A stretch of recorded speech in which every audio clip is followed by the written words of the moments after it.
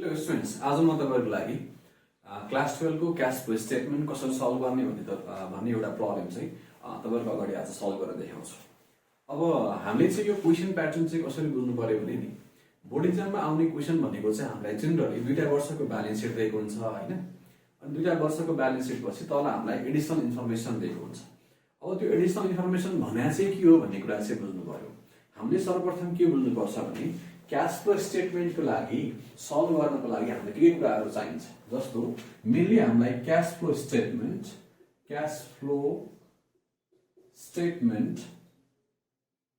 Solve गर्दाखेरि दुईटा कुरा चाहिन्छ। एउटा भनेको ब्यालेन्स सिट हो, अर्को भनेको चाहिँ इन्कम स्टेटमेन्ट हो हैन। हामीलाई यही नै कुरा चाहिन्छ, यसबाहेक हामीलाई केही चाहिदैन। तर हाम्रो क्वेशनमा चाहिँ कसरी दिएको हुन्छ भने नि हामीलाई ब्यालेन्स सिट चाहिँ दिएकै हुन्छ हैन। त्यसपछि तल हामीलाई एडिसनल इन्फर्मेसन भनेर दिएको हुन्छ। एडिसनल इन्फर्मेसन भन्ने चाहिँ के हो भने नि हामीलाई यस्तै खालको इन्कम स्टेटमेन्ट दिनुपर्ने थियो, तर त्यो इन्कम स्टेटमेन्टलाई चाहिँ अलिक सर्ट फर्ममा यिनै कुराहरुलाई चाहिँ बाहिर बुलेटको फर्ममा भनेको एउटा पोइन्टको फर्ममा चाहिँ हामीलाई राखिदिएको हुन्छ, जसबाट चाहिँ हामीले हेर्ने गर्छौं।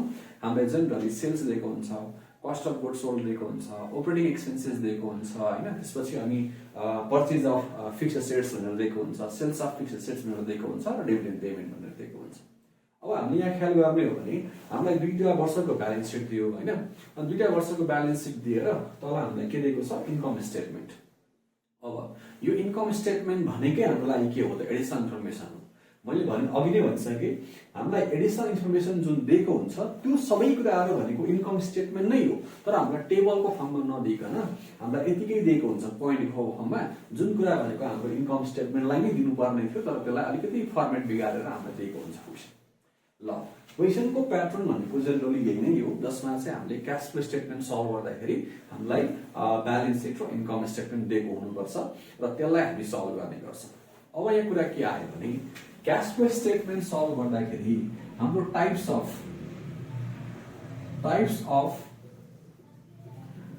बिजनेस एक्टिभिटीज भन्ने गर्छौं। ओभरअल बिजनेसको एक्टिभिटीजलाई चाहिँ तीन भागमा बाँडेको हुन्छ। पहिलो छ अपरेटिङ एक्टिभिटीज है, अपरेटिङ एक्टिभिटीज। सेकेन्डमा छ हाम्रो इन्भेस्टिङ एक्टिभिटीज। यो मैले फर्मेट अनुसार भनिदिरहेको छु है। फर्मेटमा चाहिँ यसरी नै सुरुमा अपरेटिङको बारेमा सल्भ गर्ने, इन्भेस्टिङको बारेमा सल्भ गर्ने, त्यसपछि बल्ल हाम्रो के आउँछ त फाइनान्सिङ एक्टिभिटीज। अब म थोरै जानकारी तपाईहरुलाई यो दिन्छु यो तीनटा एक्टिभिटीजको बारेमा। अब एउटा कुनै पनि बिजनेस सुरु गर्दाखेरि सबभन्दा पहिला हामीसँग के हुनुपर्छ भन्दाखेरि क्याश हुनुपर्छ, पैसा हुनुपर्छ। पैसा नभइकन हाम्रो बिजनेस सुरु हुँदैन। त्यही भएर यो फाइनान्सिङ एक्टिभिटीज भनेको पैसा खोज्ने कामहरु हो। अब प्राइभेट कम्पनी भयो भने प्राइभेट कम्पनीमा ओनरले लगानी गरेको हुन्छ, मालिकले लगानी गरेको हुन्छ, अथवा त्यो प्राइभेट कम्पनी खोल्ने व्यक्तिहरु को हो त, ओनर को हो त हैन। ती सबै व्यक्तिहरुले लगानी गरेको पैसालाई हामी सोर्स अफ फन्ड भन्ने गर्छौं। ल ठीक छ, उनीहरुले आफूसँगै भएको पैसाहरु उनीहरुसँग छैन, पुगिन भने त के गर्नु पर्यो, बाहिरबाट लोन लिनु पर्यो। जे होस्, जुनसुकै काम गरेर पनि आखिर एउटा संस्थालाई पैसा हामीले खोज्ने कामहरु गर्नु पर्यो भने चाहिँ त्यो पैसा खोज्ने कामलाई हामी के भन्दो रहेछौं, फाइनान्सिङ एक्टिभिटीज। त्यसपछि कुरा आउँछ भन्दाखेरि मानौ मैले चाहिँ एउटा बिजनेस रन गर्न खोजिरहेको छु, मैले मेरो बिजनेसको लागि चाहिँ मसँग भएको 10 लाख रुपैयाँ जति मैले राखेको छु। अब मैले त्यो पैसा कहाँबाट ल्याए भन्ने कुरा त खोज्नु पर्यो नि। त्यो 10 लाख मध्ये 6 लाख त मेरो आफ्नै हो, अनि 4 लाख जति मैले लोनबाट ल्याएको छ भने त्यो पैसा खोज्ने काम भनेको हाम्रो लागि के बुझ्नु पर्यो, फाइनान्सिङ एक्टिभिटीज। तर हाम्रो यो क्याश फ्लो स्टेटमेन्टको अर्डरमा हेर्ने हो भने हामीले सुरुमा फाइनान्सिङ नलेखेर हामी सुरुमा चाहिँ अपरेटिङ एक्टिभिटीज भनेर हामी सल्भ गर्ने गर्छौं। तर जनरली के हुन्छ भने यो अपरेटिङ नभएर हामी सुरुमा के बुझ्नुपर्छ, फाइनान्सिङ। ल ठीक छ, मैले मसँगै भएको पैसा पनि लगानी गरे, 6 लाख रुपैयाँ लगानी गरे, अनि मैले बाहिरबाट लोन ल्याए कति त 4 लाख जति। अब टोटल कति हुन्छ, 10 लाख। ल 10 लाख जुन मैले पैसा खोजेर लिएर आएको छु यसलाई नै हामीले के भन्नु पर्यो, फाइनान्सिङ एक्टिभिटीज। अब प्राइभेट कम्पनी भए त ओनरले लगानी गर्छ, तर पब्लिक लिमिटेड कम्पनीमा त एकजना ओनर भने त हुँदैन। यदि पब्लिक लिमिटेड कम्पनीलाई पैसाको खाँचो पर्यो भने कहाँबाट पैसा ल्याउने होला त, हो त्यो अवस्थामा कम्पनीले सेयर बेच्नुपर्ने हुन्छ अथवा डिभेन्चर बेच्नुपर्ने हुन्छ अथवा ब्याङ्कबाट लोन लिनु पर्यो अथवा अरू पनि कुनै ठाउँबाट चाहिँ पैसा जे होस् खोज्नु पर्यो जसलाई हामी के भन्नु पर्यो फाइनेन्सिङ एक्टिभिटिज। अब सेयरबाट पैसा लिएर आएको छ भने सेयरबाट हामी डिभिडेन्ड पनि पेमेन्ट गर्नुपर्ने हुन्छ। हो यी यथावत कुराहरूलाई चाहिँ हामी कहाँ राख्ने गर्छौँ फाइनेन्सिङ एक्टिभिटिज। ल ठिक छ, मसँग अब 10 लाख छ, के 10 लाख हेरेरै बिजनेस चल्छ त? चल्दैन। अब त्यो बिजनेसलाई रन गर्नको लागि मसँग जुन 10 लाख छ हैन, 10 लाखलाई चाहिँ म के गर्छु, केही म फर्निचर किन्छु, केही म मेसिन किन्छु, केही म कम्प्युटर किन्छु, अरू पनि यस्ता सामानहरू किन्छु जसलाई चाहिँ म लङ टाइमसम्म 2-4 वर्ष 5 वर्ष 10 वर्षको लागि ती सामानहरूलाई म आफ्नो बिजनेसमा युज गर्छु, जसबाट मलाई फ्युचरसम्म 5-10 वर्ष 15 वर्षको लागि चाहिँ मलाई ती सामानहरू फेरि पनि किनिराख्नु नपरोस्, जसबाट चाहिँ मैले मेरो बिजनेसको कामहरूलाई सजिलो बनाउँछु र मेरो बिजनेस चाहिँ लङ टर्मसम्म सस्टेन पनि हुन्छ। हो त्यस्ता सामानहरू जुन हाम्रो बिजनेसमा आज मैले किनेको छ र त्यसलाई लङ टाइम पिरियडसम्म हामी त्यसलाई राखेर हामी त्यसलाई युज गर्ने गर्छौँ भने त्यस्ता चिजहरूमा लगानी गर्ने पैसाहरूलाई हामी के भन्ने गर्छौँ, इन्भेस्टिङ एक्टिभिटिज, जुन हामीले इन्भेस्टिङको रूपमा हेर्ने गर्छौँ। तपाईँको क्वेसनमा चाहिँ कस्तो खालको आउँछ भने नि, कि त हामीलाई फिक्स्ड एसेट्स दिएको हुन्छ, फिक्स्ड एसेट्स भनेको चाहिँ मेसिनरी भयो, फर्निचर भयो, ल्यान्ड एन्ड बिल्डिङ भयो होइन, यिनै कुराहरू हामीलाई दिएको हुन्छ। सँगसँगै हामीलाई इन्भेस्टमेन्ट भनेर पनि दिएको हुन्छ। इन्भेस्टमेन्ट भनेको त मानव मसँग पैसा छ, मैले के गरेँ त अरू ठाउँमा लगानी गरिदिएको छु। लगानी भनेको चाहिँ आफ्नै बिजनेसमा होइन, फेरि बिजनेसभन्दा बाहिर कुनै अरू कुराहरूमा लगानी गरिदिएको छ, जसमा चाहिँ लामो समयको लागि मैले लगानी गरेको पैसाहरूलाई पनि के भन्नु पर्यो, इन्भेस्टिङ एक्टिभिटिज। अब लगानी गर्ने मात्र होइन, फेरि यदि मैले एउटा मेसिन किनेको छ भने मेसिन किन्ने कुरालाई मात्र हामी इन्भेस्टिङ एक्टिभिटिज भने होइन, त्यो मेसिन भोलि गएर पुरानो पनि हुनसक्छ। पुरानो भएर त्यसलाई मैले मार्केटमा त्यसलाई कम भावमा मैले बेचेको छ भने त्यहाँबाट आउने पैसालाई पनि के भन्नु पर्यो, इन्भेस्टिङ एक्टिभिटिज। किनभने हामीले आज मेसिन किनेको छ भने त्यो लाइफ टाइमभरि जबसम्म यो संसार हुन्छ त्यति बेलासम्म चाहिँ त्यो बस्ने त होइन। केही वर्ष 5-10 वर्ष 15 वर्षपछि त्यो पुरानो हुन्छ, हाम्रो लागि काम नलाग्ने अवस्थामा जान्छ, त्यति बेला हामी त्यसलाई बेच्नु पर्ने हुन्छ। हो हामीले फिक्स्ड एसेट्स किन्ने मात्र होइन, त्यसलाई हामीले बेच्ने पनि कामहरूलाई हामी के भन्ने गर्छौँ, इन्भेस्टिङ एक्टिभिटिज। त्यसपछि आउँछ के भन्दाखेरि अपरेटिङ एक्टिभिटिज। ल ठिक छ, मसँग 10 लाख थियो, 10 लाख मध्ये मैले 3 लाखको चाहिँ मेसिन, फर्निचर होइन, अरू पनि टुल्स एन्ड इक्विपमेन्ट, कम्प्युटरहरू किने। तर यति गर्दैमा मेरो बिजनेस चल्छ त? चल्दैन नि। बिजनेसलाई रेगुलर वेमा रन गर्नको लागि त हामीसँग के हुनुपर्छ, गुड्स हुनु पर्यो होइन, त्यो गुड्सलाई हामीले किनेको हुनुपर्छ, त्यसलाई बेचेको हुनुपर्छ, सप्लायरलाई पेमेन्ट गरेको हुनुपर्छ, कस्टमरलाई सामान उधारमा बेचेको छ भने उनीहरूसँग पैसा लिएको हुनुपर्छ, हाम्रो इम्प्लोयरहरूलाई स्यालेरी तिर्नुपर्ने हुन्छ, घरको भाडा तिर्नुपर्ने हुन्छ, विभिन्न खर्चहरू गर्नुपर्ने हुन्छ। यी यथावत खर्चहरू भनेको रेगुलर बिजनेसमा भइराख्ने खर्चहरू हो, जसले गर्दा हाम्रो बिजनेस चल्छ है भन्ने हुन्छ। त्यही भएर यस्ता एक्टिभिटिजहरू, यस्ता कामकाजहरू जुन हाम्रो रेगुलर बिजनेसमा भइराख्ने हो त्यसलाई हामी के भन्दो रहेछौँ, अपरेटिङ एक्टिभिटिज। अब यहाँबाट हामीले के बुझ्नु पर्यो भने क्यास फ्लो स्टेटमेन्ट सल्भ गर्दाखेरि मैले तपाईँलाई भर्खरै यहाँ भने पहिला फाइनेन्सिङ एक्टिभिटिज, त्यसपछि इन्भेस्टिङ एक्टिभिटिज, त्यसपछि बल्ल के हो त अपरेटिङ एक्टिभिटिज। तर यो फर्मेटले चाहिँ हामीलाई सुरुमा अपरेटिङ एक्टिभिटिजलाई सल्भ गर्ने भनेर पहिलो हेडिङ हामीलाई अपरेटिङ एक्टिभिटिजको दिएको हुन्छ। अब हामी यहाँबाट बुझ्नु पर्यो अपरेटिङ एक्टिभिटिज भित्र पनि हाम्रो सब हेडिङहरू हुन्छ है। त्यो सब हेडिङहरू भनेको के हो भन्ने कुरा चाहिँ अब म तपाईँहरूलाई यो क्यास फ्लो स्टेटमेन्ट सल्भ गर्दै र त्यसको सब हेडिङहरू के हुन्छ भन्ने कुराको बारेमा तपाईँहरूलाई म यहाँ देखाउँछु। ल अब तपाईहरुले योभन्दा अघिल्लो भिडियो मैले पार्ट 1 मा चाहिँ क्याश फ्लो स्टेटमेन्ट डाइरेक्ट मेथडमा के कुराहरू आउँछ, कुन हेडिङहरू पर्छ, कसरी सल्भ गर्ने भनेर मैले एउटा भिडियोहरू एउटा टपिक चाहिँ मैले त्यहाँ एक्सप्लेन गरिदिएको छु। तपाईहरुले यदि त्यो पहिलो भिडियो हेर्नु भएको छैन, तपाईहरुलाई यदि क्याश फ्लो स्टेटमेन्टको बारेमा केही पनि जानकारी छैन भने पनि त्यो भिडियो हेर्नु भयो भने नि तपाईहरुले त्यो मजाले क्लियर हुन्छ कि क्याश फ्लो स्टेटमेन्ट कसरी सल्भ गर्ने र यसभित्र पर्ने हेडिङहरू के हो भनेर। अब हाम्रो एक्जाममा आउने क्वेशन भनेको सबै हेडिङको बारेमा चाहिँ हाम्रो डिटेल्सहरू दिन्छ भन्ने छैन।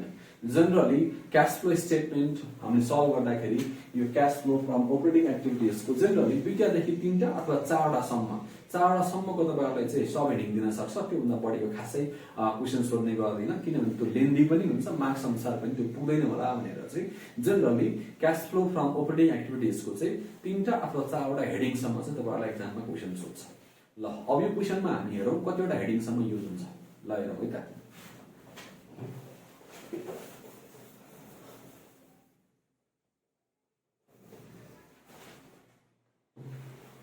ल क्याश फ्लो स्टेटमेन्ट सल्भ गर्दाखेरि हाम्रो पहिलो हेडिङ के हो त cash flow from operating activities.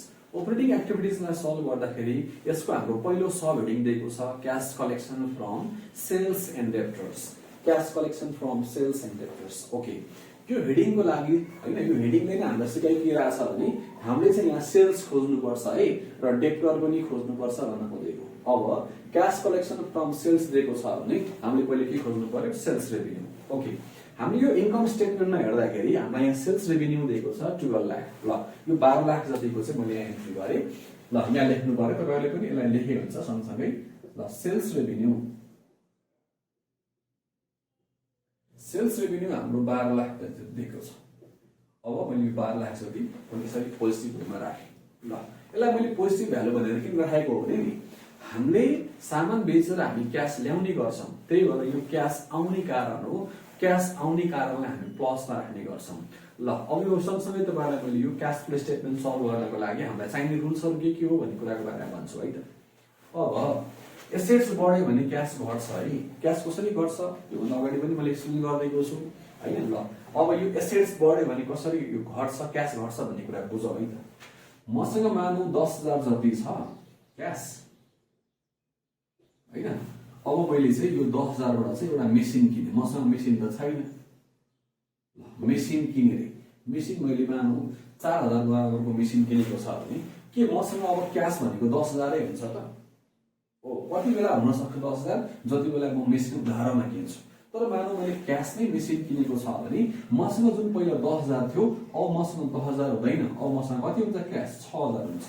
यहीबाट बुझ्नु पर्यो मेसिन भन्ने एसेट्स त बढ्यो, एसेट्स बढ्दाखेरि क्यास घट्दो रहेछ भनेर बुझ्नु पर्यो। अब यहाँ क्यास भनेको क्यासलाई मात्रै, मनी भ्यालुलाई मात्र होइन, फेरि ब्याङ्कमा भएको ब्याङ्क ब्यालेन्सलाई पनि हामी यहाँ क्यास भनेर बुझ्नु पर्यो हैन। चाहे जेसुकै कारणले होस् हाम्रो कुनै एसेट्स किनेको छ भने एसेट्स त बढ्छ र त्यसले हाम्रो क्यासलाई घटाएको हुन्छ। त्यही भएर एसेट्स बढ्यो भने क्यास घट्छ भन्ने कुरामा हाम्रो यो एउटा रुल्सको रूपमा बुझ्नु पर्यो। सँगै अर्को हाम्रो के दिएको छ? एसेट्स घट्यो भने क्यास बढ्छ रे। यो भन्न खोजेको के हो त? ठिक छ, मैले जुन मेसिन किनेको थिएँ अघि नै, यो मेसिन किन्ने कारणले गर्दाखेरि मसँग पहिला जुन 10,000 जति जुन क्यास थियो अब घटेर कति भएको छ? 6,000। ठिक छ, अब मैले चाहिँ यो 4,000 बराबर जुन मैले मेसिन किनेर लिएर आएको थिएँ यो मेसिन मेरो लागि सुइटेबल भएन, म यसलाई बेच्दिन्छु। ल, यसलाई म बेच्न गएँ भन्दा केही न केही क्यास त आउँछ होला नि त बेचेर। हो, मेसिन भने एसेट्स भनेको अब घटेन। मेसिन भन्ने एसेट्स त अब हामीसँग छैन। मेसिन भन्ने एसेट्स त घट्यो, तर यो बेचेर जब क्यास आउँछ भने यसले क्यासलाई बढाएको बढाएन। मैले 4,000 नै बेचेँ र ठिक छ। त्यसो भए एसेट्स घट्दाखेरि, मेसिन भन्ने एसेट्स घट्दाखेरि हाम्रो क्यास के भयो त? अब बढेको छ। हो, यसरी हामीले बुझ्नुपर्छ। क्याश फ्लो स्टेटमेन्ट सल्भ गर्ने बेला चाहिँ यो एसेट्स बढ्यो भने क्यास घट्ने, एसेट्स घट्यो भने क्यास बढ्ने। अब एसेट्स साइडको सबै कुराको बारेमा हो, तर क्यास र ब्याङ्क ब्यालेन्स बाहेक।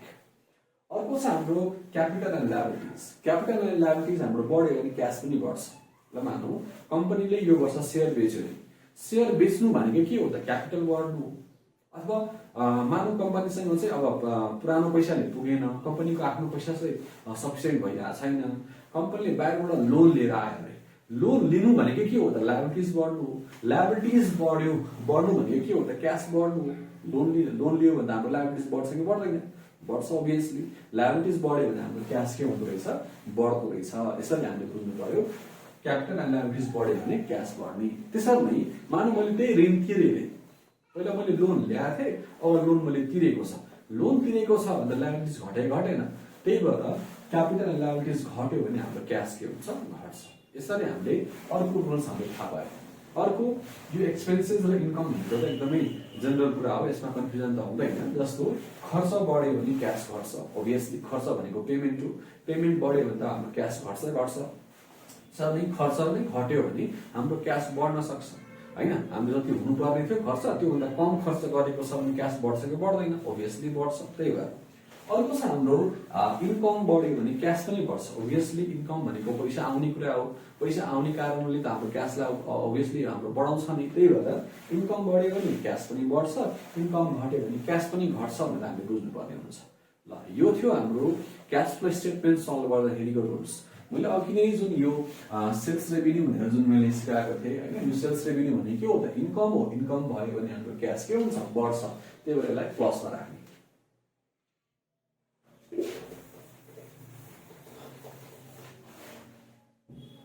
ल यो हामीले भर्खरै सेल्स रेभिन्यू लेखेका छौँ। सेल्स रेभिन्यू पछि हामीले के विचार गर्नुपर्छ भने यहाँ हामीलाई डेप्टर पनि भनेको छ है। र ठिक छ, सेल्स भनेको त इन्कम थियो, त्यो भनेको त हामीले इन्कम स्टेटमेन्टबाट हामीले खोज्यौँ। तर डेप्टर भनेको त इन्कम स्टेटमेन्टमा हुँदैन, त्यसलाई हामीले कहाँबाट खोज्नुपर्छ? ब्यालेन्स सिटबाट। डेप्टर भनेको हाम्रो लागि एसेट्स हो। अब म ब्यालेन्स सिटको एसेट साइडमा चेक गर्दैछु, यहाँ सन्ड्री डेप्टर दिएको छ। अब लास्ट इयर हाम्रो दिएको छ 1,20,000 अनि यो वर्षमा दिएको छ 80,000। भनेपछि त हाम्रो सन्ड्री डेप्टर के भएको छ? घटेको छ। लास्ट इयर भन्दा अहिले यो वर्ष घटेको छ भने यो के हो त? एसेट्स हो। यो भनेको के हो त? एसेट्स हो। एसेट्स घट्यो भने हाम्रो क्याश के हुन्छ? बढ्छ भन्ने हामीले भर्खरै हामीले बुझेको छौँ। त्यही हो, एसेट्स घट्यो भने क्याश बढ्छ अरे। ठिक छ, यो बढ्ने कुरा त के हो भन्ने कुरा हामी पछि बुझौँला। अहिलेलाई के बुझ्नु पर्यो? डेप्टर हाम्रो ब्यालेन्स सिटमा दिएको छ, ब्यालेन्स सिटमा यहाँ घटेको छ, त्यही भएर यहाँ मैले लेख्नु पर्यो डिक्रिज। डिक्रिज इन डेप्टर्स भनेर मात्रै लेखेँ है त। ल, डिक्रिज इन डेप्टर्स कति भ्यालुले घटेको छ? 40,000ले। अब यो डेप्टर्स भनेको त एसेट्स हो, एसेट्स घट्यो भने हाम्रो क्याश बढ्छ अरे। त्यही भएर हामीले यो 12,40,000 जति मैले यहाँ जोडेर राखेँ। अब यहाँ हामीले डेप्टर मात्र होइन, अरू कुराहरू पनि हेर्न सक्छौँ। जस्तो डेप्टर दिएन भने कुनै बेला हामीलाई एकाउन्ट रिसिभेबल भनेर दिएको हुन्छ, सन्ड्री डेप्टर त दिएकै छ। अनि सन्ड्री डेप्टरको अर्को नाम भनेको बुक डेप्ट पनि हो होइन। अनि यी कुराहरू दिएन भने हामीलाई कुनै बेला बिल्स रिसिभेबल भनेर पनि दिन सक्छ। बिल्स रिसिभेबल दियो भने पनि हाम्रो डेप्टर जस्तै हो, त्यो पनि हामीले यहाँ राख्न सक्छौँ। Account receivable, debtor, bill receivable, book डेप्ट, यी चारवटै कुरा दियो भने हामीले राख्नुपर्ने हुन्छ। मैले ब्यालेन्स सिटमा हेरेँ, हाम्रो यहाँ सन्ड्री डेप्टर मात्रै दिएको छ, बिल रिसिभेबल दिएको छैन। त्यही भएर यो हेडिङभित्र पर्ने दुईटा आइटम मात्रै हामीले यहाँ राख्नु। अब यसपछिको हाम्रो अर्को सब हेडिङ छ cash paid to supplier or creditor. Cash paid to supplier or creditors. हामीले सप्लायरलाई अथवा क्रेडिटरलाई हामीले के कुराहरूको पेमेन्ट गरेका छौँ, कति पेमेन्ट गरेका छौँ भन्ने कुराहरू चाहिँ हामीले निकाल्नु पर्नेछ। यसको लागि हामीलाई generally cost of goods sold भनेर दिएको हुन्छ। ठिक छ, हामीलाई इन्कम स्टेटमेन्टमा दिएको छ cost of goods sold 8 lakh. त्यसो भएर cost of goods sold 8 lakh. 8 lakh जति दियो। कस्ट भनेको हाम्रो लागत हो, खर्च हो। यो खर्च भनेको हाम्रो माइनसमै हुनुपर्छ, किनभने खर्चमा हामी पेमेन्ट गर्ने गर्छौँ, यो माइनसमै हुन्छ। मैले ब्र्याकेट राखेको छु। त्यो सँगसँगै अब के बुझ्नु पर्यो भने नि यो हेडिङमा लेख्ने आइटम भनेको केही आइटम भनेको एसेट साइडमा पनि हुन्छ र केही आइटम भनेको चाहिँ हाम्रो लायबिलिटी साइडमा पनि हुन्छ। त्यही भएर क्याश पेड टु सप्लायरलाई हामीले यो यसको एन्ट्री निकाल्नलाई, यसको क्यालकुलेसन गर्नको लागि हामीले डेप्टर साइड अथवा एसेट साइडमा हेर्ने हो भने एसेट साइडमा हामीलाई के दिएको हुन्छ? इन्भेन्ट्रिज। कुनै बेला स्टक मात्रै भनेर दिएको हुन्छ। यो इन्भेन्ट्री भनेको के हो त? हामीले हाम्रो बिजनेसमा किनेर राखेको सामान। अब किनेर राखेको सामान चाहिँ हामी कोबाट किन्ने गर्छौँ? सप्लायरबाट। त्यही भएर यो इन्भेन्ट्री अथवा स्टक भन्ने दिएको छ भने यो हाम्रो क्लोजिङ स्टक हो। यसलाई हामीले यहाँ इन्ट्री गर्नुपर्छ है, किनभने इन्ट्री सामान किन्ने भनेको कोसँग? हामीले सप्लायरसँग। त्यही भएर यसलाई हामीले यहाँ लेख्नु पर्ने हुन्छ। अब मैले इन्भेन्ट्री हेर्दैछु, लास्ट इयर इन्भेन्ट्री दिएको छ 3,20,000, अहिले दिएको छ 4 लाख। भनेपछि त लास्ट इयर भन्दा यो वर्ष हाम्रो बढेको छ, अझै हामीले थप किनेका छौँ। ठिक छ, किनेको छ भने त क्यास जान्छ कि जाँदैन? ओभियसली जान्छ। त्यही भएर हाम्रो इन्भेन्ट्री भनेको एसेट्स हो, एसेट्स बढ्यो भने यसलाई माइनसमा राख्नुपर्छ। कतिले बढेको छ? 80,000ले। यहाँ हाम्रो 80,000ले बढेको छ। अब यसलाई लेखौँ है त। इन्क्रिज इन इन्भेन्ट्रिज 80,000ले बढेको छ अरे। यो त हाम्रो के हो त? एसेट्स हो। एसेट्स बढ्यो भने ओभियसली हाम्रो माइनसमा हुन्छ। त्यही भएर यसलाई मैले माइनसमा राखेँ। ल, एसेट साइडबाट यो हेडिङको लागि क्याश पेड टु सप्लायरको लागि एउटा मात्रै आइटम हामीले हेर्नुपर्ने हुन्छ। अब केही आइटम भनेको हाम्रो लायबिलिटी साइडमा पनि हुन्छ। लायबिलिटी साइडमा भनेको चाहिँ bills payable, accounts payable, creditor भनेर दिएको हुन्छ। हामीलाई यहाँ दुईटा कुरा दिएको छ, बिल्स पेबल पनि दियो र क्रेडिटर पनि दियो। त्यसो भए पहिला बिल्स पेबलको बारेमा हेरौँ। बिल्स पेबल हाम्रो इन्क्रिज भएको छ। त्यसो भए यहाँ लेख्नु पर्यो increase. increase in bills payable हैन बिल्स पेबल हाम्रो इन्क्रिज भएको छ कतिले इन्क्रिज भएको छ 40,000 त्यसो भए यो हाम्रो भनेको के हो त लायबिलिटीज पक्कै पनि हामीले लायबिलिटी साइडबाट यसलाई हेर्दै छौं बिल्स पेबल भनेको लायबिलिटीज हो भने यो इन्क्रिज हुँदाखेरि यसलाई के गर्नु पर्यो प्लस राख्नु पर्यो किन भन्दाखेरि क्यापिटल र लायबिलिटीज बढ्यो भने क्याश बढ्छ अरे मैले यहाँ प्लसमा राखे हुन पनि हो हामीले उधारमा सामान किनेको छ भने सामान त हामी ल्याउँछौं तर त्यसको पेमेन्ट गरेको छैन भने त सामान आयो मात्रै सामान आउनु भनेको सर्टेन मनी भ्यालुको हो नि हो the cash and cash equivalent भन्दाखेरि हामीले यसरी पनि बुझ्न सकिन्छ सामान ल्याएको छ भने अर्को सामान हामीले ल्याएर राखेको छौं पैसा तिरेको छैन त्यही भएर त बिल्स पेबल बढेको छ त्यही भएर हाम्रो सामान उधारमा किन्दाखेरि हाम्रो क्याश बढ्छ भन्न खोजेको यतै भएर हामीले प्लसमा राख्ने अर्को छ अब यसपछि क्रेडिटर्स हेर्ने हो भने लास्ट इयर क्रेडिटर दिएको छ 80,000 अनि यो वर्ष दिएको छ हाम्रो 40,000 त्यसो भए अब यहाँ हामीले लेख्नु पर्ने हुन्छ decrease in creditors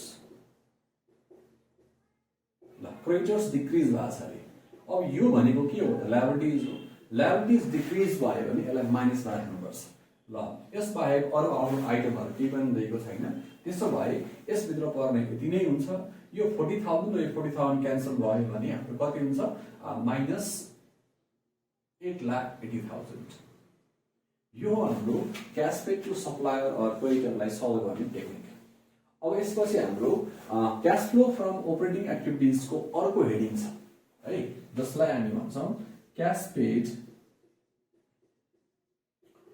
paid to employee and other operating expenses. Cash paid to employee and other operating expenses. हो अब यो हाम्रो तेस्रो हेडिङ हो यसको लागि हामीले यहाँ ख्याल गर्नु पर्यो हामीलाई दिएको छ अपरेटिङ एक्सपेन्सेस कुनै बेला हामीलाई अपरेटिङ एक्सपेन्सेस दिएको हुन्छ कुनै बेला वेजेस दिएको हुन्छ कुनै बेला सेलिङ एन्ड डिस्ट्रिब्युसन एक्सपेन्स भनेर दिएको हुन्छ कुनै बेला अफिस एन्ड एडमिनिस्ट्रेटिभ एक्सपेन्स भनेर दिएको हुन्छ कुनै बेला स्यालेरी इन्स्योरेन्स रेन्ट यी खर्चहरु दिएको हुन्छ यी खर्चहरुलाई हामी यहाँ राख्न मिल्छ यहाँ हामीलाई एकमुष्ट के भनिएको छ अपरेटिङ एक्सपेन्सेस हो त्यसो भए यसलाई यहाँ राख्नु पर्यो operating expenses अब operating expenses including depreciation भनेको भए डेप्रिसिएसनलाई लेस गर्नु पर्थ्यो यहाँ हामीलाई डेप्रिसिएसन छुट्टै दिएको छ त्यही भएर operating expenses 1,60,000 राख्नु पर्यो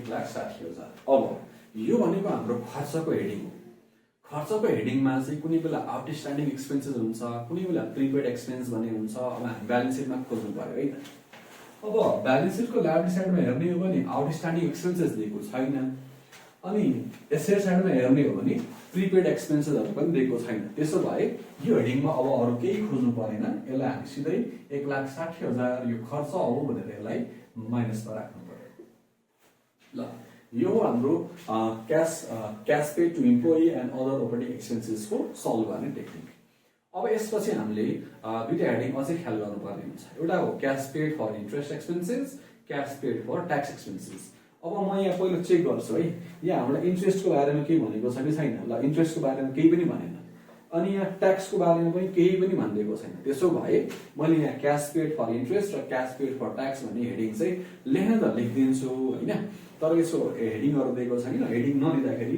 यसको आइटमहरु नदिएको अवस्थामा चाहिँ यसलाई नलेखे पनि हुन्छ तर अब यहाँ नदिए पनि तपाईहरुको एक्जाममा चाहिँ कति नम्बर हेडिङसम्म आउँछ भनेर म त्यो हेडिङ चाहिँ लेखिदिन्छु ल अब मैले यहाँ तपाईहरुलाई यो डी नम्बरमा चाहिँ दुईटा हेडिङलाई कम्बाइन गरेर लेखिदिन्छु है त cash paid for interest and tax expenses ल यसको बारेमा दिएको छैन त्यसो भए यति नै हो यसमा अब के पनि लेख्नु पर्यो अब यो cash paid for interest and tax को बारेमा हामीलाई दिएको छैन त्यही पनि मैले तपाईहरुलाई एक्जाममा चाहिँ कति नम्बर हेडिङसम्म प्राय जसो क्वेशनमा आउँछ त्यही भएर चाहिँ मैले यो हेडिङ लेखिदिएको अब यसको बारेमा आइटम दिएन मैले ड्यास ड्यास मात्रै गरेर छोडिदिएको छु अब हामीले यहाँ चाहिँ क्याल्कुलेट गर्दाखेरि चाहिँ क्याश फ्लो फ्रम अपरेटिङ एक्टिभिटिजको हाम्रो यहाँ कतिवटा हेडिङ भयो 4वटा हेडिङ। त्यसो भए यसलाई क्यापिटल ए बाट मैले डिनोट गरेको छु, कसैले यसलाई C1 C2 भनेर पनि लेख्ने गर्छ। Capital A equals to small a plus b plus c plus d। ल स्मल a को भ्यालु यहाँ छ 12,40,000, स्मल b को भ्यालु यहाँ छ, स्मल c को भ्यालु यहाँ छ, स्मल d को भ्यालु यहाँ छ। अब सबैलाई एडलेस गरेर अनि यहाँ भ्यालु राख्नु पर्यो। ओके, यो हामी पछि गरौँ है त। त्यसपछि चाहिँ हाम्रो अर्को बी नम्बर हेडिङ, जसलाई हामीले यो अर्डरमा लेख्दाखेरि चाहिँ cash flow from investing activities हामी लेख्ने गर्छौँ है। यो फर्मेटलाई फलो गर्ने हो भने क्याश फ्लो फ्रम इन्भेस्टिङ एक्टिभिटिजको लागि हामीले दुईटा कुरा ख्याल गर्नु पर्यो। पर्चेज और सेल्स अफ फिक्स्ड एसेट्स और इन्भेस्टमेन्ट, चाहे त्यो फिक्स्ड एसेट्स को सेल्स होस् चाहे पर्चेज होस्, चाहे त्यो इन्भेस्टमेन्ट को पर्चेज होस् चाहे सेल्स होस्, ती कुराहरूलाई हामीले यहाँ राख्नुपर्ने हुन्छ। अब हामी यहाँ हेर्छौँ ब्यालेन्स सिट को एसेट साइडमा हामीलाई दिएको छ प्लान्ट एन्ड मेसिनरी। अब पहिलोको क्वेशन फर्मेटमा हेर्ने हो भने हामीले यहाँ चाहिँ वर्किङ नोटहरू गर्नु पर्थ्यो, तर अहिलेको यो नयाँ क्वेशनको फर्मेटमा चाहिँ स्टुडेन्टलाई वर्किङ नोट नगर्नै खालको क्वेशन दिनुपर्छ भनेर चाहिँ हाम्रो यो सिलेबसले बोलेको छ। वर्किङ नोट नगर्ने खालको क्वेशन चाहिँ हामीले स्टुडेन्टलाई सोध्नुपर्छ भन्ने कुरा हाम्रो सिलेबसले नै बोलिदिएको हुनाले यहाँ हामीलाई वर्किङ नोट गर्नु पर्दैन, सिधै हामीले के हेर्नु पर्यो भने ब्यालेन्स सिट। ओके, ब्यालेन्स सिटमा जब मैले हेर्दैछु यहाँ हामीलाई दुईटा कुरा छ है, जुन हाम्रो इन्भेस्टिङ एक्टिभिटिजमा रेकर्ड गर्नुपर्छ। अब यहाँ हेर्दाखेरि प्लान्ट एन्ड मेसिनरीको बारेमा हेर्ने हो भने लास्ट इयर दिएको छ 4 लाख, अहिले दिएको छ 1,40,000 हैन। अब हामीलाई के लाग्छ भने हामीले त 2,40,000 को यो वर्ष हामीले किनेको, किनभने लास्ट इयर यो 4 लाख भन्दा अहिले 6,40,000 को बढेको छ, पक्कै पनि किनेको छ होला, तर त्यो रियालिटी त्यो नहुन पनि सक्छ है। यसको बारेमा यहाँ हेर्ने हो भने नि यसको बारेमा चाहिँ हामीलाई तल भन्दैको छ प्लान्ट परचेज फर 4 लाख भनेर। ल माथिबाट हेर्ने हो भने चाहिँ 2,40,000 ले बढेको छ, तर हामीलाई एडिसनल इन्फर्मेसनले चाहिँ हामीलाई यस्तो भनेर दिएको छ भने हामी एडिसनल इन्फर्मेसनको बारेमा हेर्छौँ। माथिबाट बढ्यो भनेर चाहिँ हामीले लेख्ने होइन, हामीलाई एडिसनल इन्फर्मेसनमा के भनिदियो प्लान्ट परचेज फर 4 लाख, हामी यो कुरालाई चाहिँ इन्ट्री गर्छौँ। त्यसो भए यसलाई मैले यसरी लेखेँ परचेज अफ प्लान्ट, यो दिएको छ हाम्रो 4 लाख बराबरको। अब ओभियसली हाम्रो यो प्लान्ट भन्ने कुरा हामीले किनेको छ भने बढेको छ भने पक्कै पनि एसेट्स हो, एसेट्स बढ्यो भने हामीले पेमेन्ट गरेको हुन्छौँ हैन। यहाँ सिधै भनिदिएको छ परचेज अफ प्लान्ट किन्यो भने त पक्कै पनि हाम्रो क्यास गएको हुन्छ, त्यही भएर यसलाई माइनसमा राख्नु पर्यो।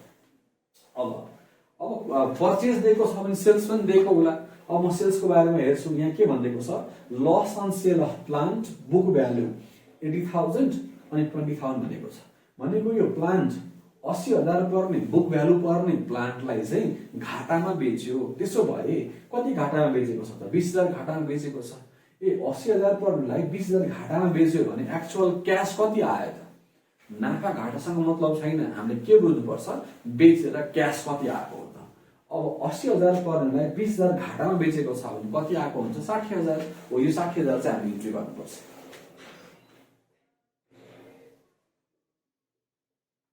सेल्स अफ प्लान्ट, अब यहाँ ब्र्याकेटमा चाहिँ मैले यसरी लेख्दिएँ 80,000 को थियो अनि 20,000 घाटामा बेचेको छ भने एक्चुअल क्यास कति आएको होला 60,000। म यो 60,000 मैले यसरी राखेँ। यसलाई मैले प्लसमा किन लेखेको हो त बेचेर क्यास आउँछ, त्यही भएर प्लसमा लेखेको 60,000। अब फिक्स्ड एसेट्स त मैले लेखेँ। अब इन्भेस्टमेन्टको बारेमा हेर्ने हो भने इन्भेस्टमेन्ट चाहिँ हाम्रो बढेको छ है। इन्भेस्टमेन्ट बढ्नु भनेको के हो त थप लगानी हामीले गरेको छौँ यो वर्ष। त्यसो भए यसलाई परचेज अफ इन्भेस्टमेन्ट लेखे पनि हुन्छ अथवा इन्क्रिज अफ इन्भेस्टमेन्ट लेखे पनि हुन्छ। परचेज अफ इन्भेस्टमेन्ट, इन्भेस्टमेन्ट हाम्रो बढेको छ 60,000 ले। 60,000 ले बढेको छ भने यो पक्कै पनि हाम्रो के हो त यो क्यास आउटफ्लो हो। हामीले परचेज गर्दाखेरि हाम्रो एसेट्स बढेको छ, एसेट्स बढ्नु भनेको के हो त यो हाम्रो क्यास घट्नु हो। त्यही भएर यसलाई मैले माइनसमा राखेँ। अब यहाँबाट हेर्ने हो भने यसबाहेक हाम्रो इन्भेस्टिङ एक्टिभिटिजमा पर्ने कुराहरू अरू केही पनि दिएको छैन। जनरली यसरी नै दिएको हुन्छ, कुनै बेला plant and machinery, furniture, land and building, investment यिनै कुराहरू हो। यसबाहेक अरू केही पनि छैन यहाँ इन्ट्री गर्नुपर्ने। त्यही भएर इन्भेस्टिङ एक्टिभिटिज सल्भ गर्दाखेरि यति नै इन्ट्री भयो। अब यसको नेट भ्यालु क्यालकुलेट गरौँ है त। Net cash flow from investing activities, यसको हाम्रो भयो ओके -4 लाख। अब हाम्रो अर्को हेडिङ छ cash flow from financing activities.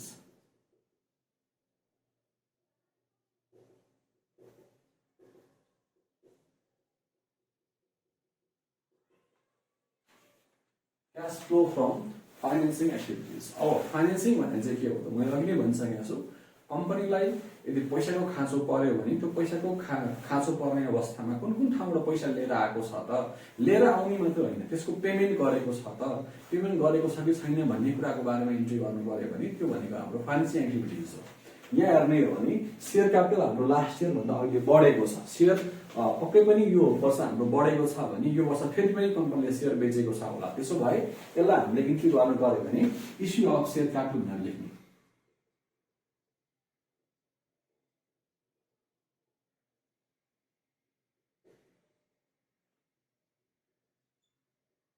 Share capital बढ्दाखेरि हाम्रो पक्कै पनि क्यास बढ्छ। मैले अघि नै भनिसकेको छु क्यापिटल र लायबिलिटिज बढ्यो भने क्यास बढ्छ भनेर। त्यसपछि डिबेन्चर भनेको हाम्रो लागि के हो त, लोन हो। हाम्रो लोन लास्ट इयर हाम्रो 2 लाख रुपियाँ थियो अनि यो वर्ष हाम्रो कति भएको छ 1,20,000। अब लोन घट्नु भनेको त अरू कारण त केही हुन सक्दैन हैन। लोन घट्नु भनेको पक्कै पनि लोन हाम्रो तिरेको हुनुपर्छ। लोन तिरेको छ भने हामीले यो तिर्ने कुरालाई पेमेन्ट अफ डिबेन्चर लेखे पनि हुन्छ अथवा रिडेम्पसन अफ डिबेन्चर लेखे पनि हुन्छ। ल यहाँ मैले रिडेम्पसन अफ डिबेन्चर लेखेको छु। Redemption of debenture. अब एउटा कुरा के ख्याल गर्नु पर्यो भने डिबेन्चर हामीले तिर्ने बेला चाहिँ दुईटा केस हुन त 3टा केस हुन्छ। एउटा पारमा रिटर्न गर्ने, एउटा प्रिमियममा रिटर्न गर्ने। प्रिमियममा रिटर्न गर्नु भने के हो त, जति तिर्नु पर्ने हो त्यो सँगसँगै अझै थपेर हामी अलिक बढी पैसा हामी तिर्छौँ। अनि कुनै बेला रिडेम्पसन एट डिस्काउन्ट पनि हुन्छ। रिडेम्पसन एट डिस्काउन्ट भने के हो त, तिर्ने बेला जति तिर्नु पर्ने थियो त्योभन्दा कम तिर्ने। अब यो क्वेसनमा हामीलाई यदि डिस्काउन्ट दिएको भए डिस्काउन्ट चाहिँ घटाउनु पर्ने हुन्छ। अब यहाँ प्रिमियम अन रिडेम्पसन भनेको छ। यो प्रिमियम अन रिडेम्पसन भन्दा के बुझ्नु पर्यो, थपेर तिर्नु पर्यो है। कति रुपियाँ थपेर तिर्नु पर्यो 4,000। त्यसो भए म यसलाई यसरी लेख्छु, redemption of debenture with premium.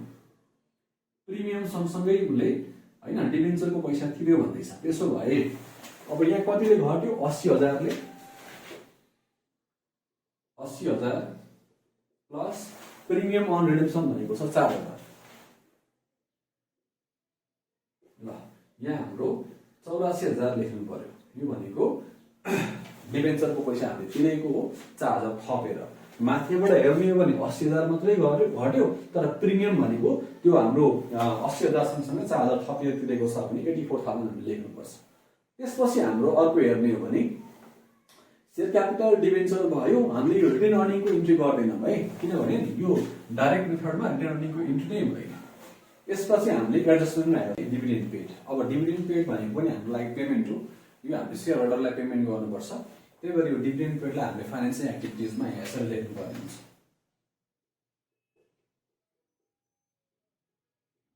Dividend paid okay, dividend paid दिएको छ हामीलाई 56,000। 56,000 यो पनि हाम्रो पेमेन्ट हो। पेमेन्टमा हाम्रो क्यास जान्छ, त्यही भएर यसलाई माइनसमा राख्नु पर्ने हुन्छ। ल अब हाम्रो फाइनेन्सियल एक्टिभिटिजको लागि चाहिँ यति नै हो। अब यसलाई हामी टोटल गर्छौँ।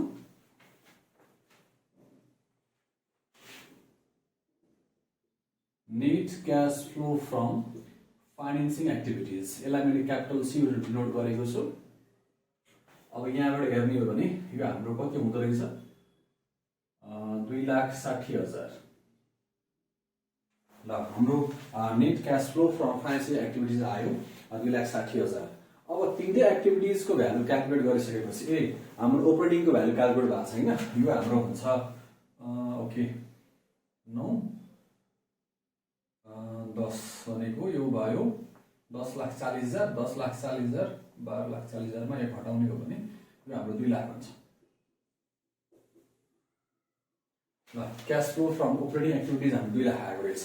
ल अब हाम्रो यो तीनटै एक्टिभिटिजको भ्यालु क्याल्कुलेट गरिसकेपछि अब हामीले क्याल्कुलेट गर्नुपर्छ यो तीनटै एक्टिभिटिजको ग्रान्ड टोटल, जसलाई हामी भन्छौं net change in cash and cash equivalent.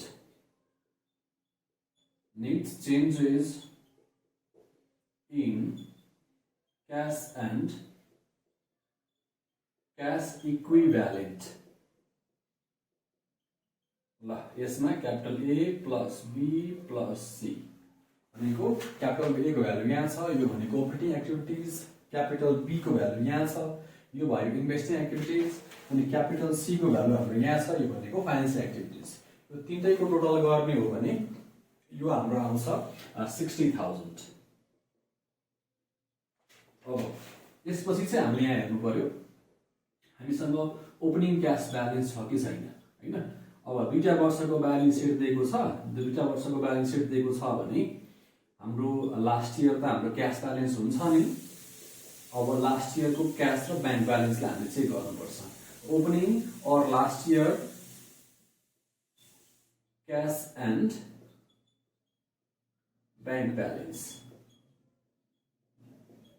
ल अब यहाँ हेर्ने हो भने हाम्रो last year cash at bank भनेको हाम्रो 40,000 दिएको रहेछ। यसलाई नै हामी ओपनिङ क्याश ब्यालेन्स भन्ने गर्छौं। लास्ट इयरको क्लोजिङ यो वर्षको लागि ओपनिङ हुन्छ। त्यही भएर opening or last year cash balance मैले यहाँ 40,000 राख्ने हो भने अनि हाम्रो यो क्याश फ्लोको चाहिँ हाम्रो एन्सर आउँछ। यो दुवैलाई जोड्ने हो भने यो 1 लाख भयो। अनि यसलाई हामीले इन्डिङ और करेन्ट इयर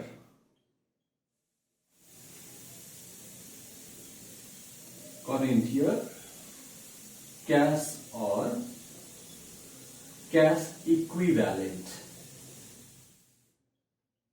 यो 1 लाख। ल यो वर्ष हाम्रो जुन हाम्रो क्याश ब्यालेन्स सिटमा देखाएको छ यो 1 लाख हो। यही वर्षको यो 1 लाखको बारेमा चाहिँ हामीले स्टडी गर्दै छौं।